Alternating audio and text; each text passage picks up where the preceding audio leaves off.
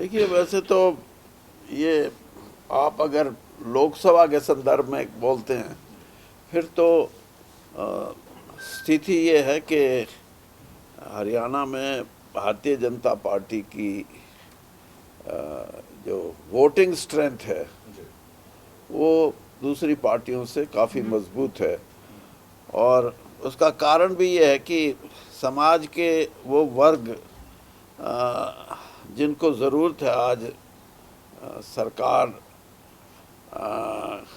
के माध्यम से उनको आर्थिक रूप में सबलता मिले, एक शक्ति मिले, तो वो काफ़ी हद तक अब भाजपा के साथ हैं। और मैं ये कहूँ कि जो पहले कांग्रेस का वोट होता था वो आज भाजपा का वोट है।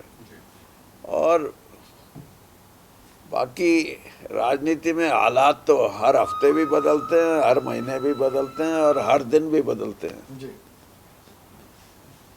विधानसभा चुनाव के लिहाज से कैसे हालात है सर? लोकसभा चुनाव में क्या कंफर्टेबल है, विधानसभा के लिहाज से सर? विधानसभा चुनाव के बारे में अभी कुछ बोलना उचित नहीं, क्योंकि दो तरह के व्यूज़ आप लोगों के माध्यम से हम सुनते हैं कि हो सकता है हरियाणा का चुनाव लोकसभा के साथ हो जाए, हो सकता है कि लोकसभा का चुनाव जो अप्रैल मई में होना था वो नवंबर दिसंबर में हो जाए और उसके साथ ही हरियाणा विधानसभा का चुनाव हो जाए। तो ये अलग अलग परिस्थिति हैं।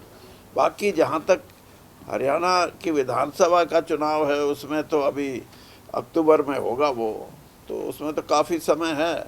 और जो परिणाम लोकसभा में आएंगे उन परिणामों को सामने रख के एक नई रणनीति, मतलब जो लोकसभा में आपने बनाई है उससे अलग रणनीति विधानसभा के लिए पार्टी को बनानी पड़ेगी। और पार्टी बनाएगी भी, क्योंकि 5-6 महीने का समय है उसमें बीच में। लेकिन मैं इसीलिए मैंने ये कहा कि उस पर कोई मैं ये टिप्पणी करूं कि क्या रहेगा, उसमें अभी समय है। और सर लोकसभा तो वो अकेले ही लड़ना चाहिए आपके लिहाज से या गठबंधन की? नहीं, लोकसभा भी और वो दूसरा भी बिना गठबंधन किस बात का?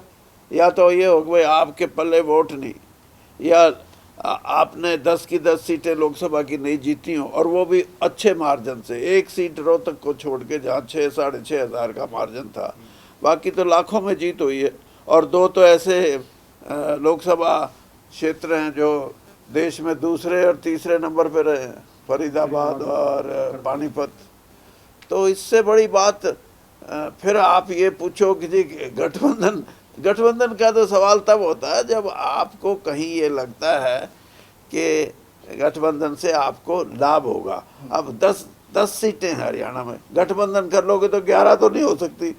गठबंधन कर लोगे तो आपको हो सकता है 2 सीटें 3 सीटें किसी को देनी पड़े। फायदा तो होगा सर, जेजेपी को वोट मिल जाएंगे। जेजेपी के वोट तो जेजेपी के पास है ही नहीं वोट। जेजेपी को जो वोट मिला था वो वोट 2 तरह का था। एक तो ये कि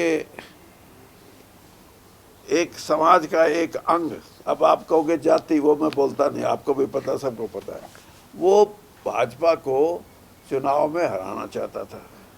और उनका ये भी मत था कि एक 6 फुट से ऊपर का जवान है, हो सकता है उसमें कहीं कोई हराने की क्षमता ज़्यादा हो। तो ओम प्रकाश चौटाला जी की पार्टी को छोड़ के वो ज़्यादा लंबे के साथ लग गए। तो ये यानी वोट नहीं था वो। आज वो वोट जो है,